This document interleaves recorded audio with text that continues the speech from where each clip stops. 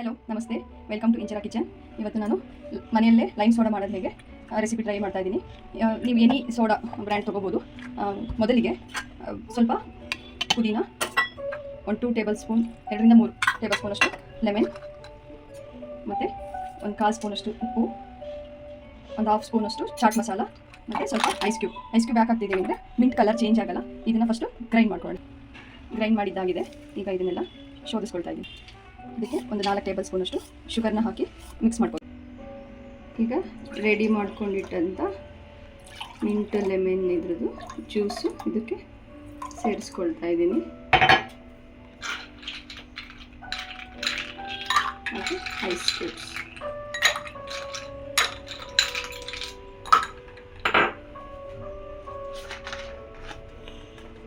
ನಂತರ ಸೋಡಾನ ಸೇರಿಸಿ ಮಿಕ್ಸ್ ಮಾಡಿದ್ರೆ lime soda ready to serve.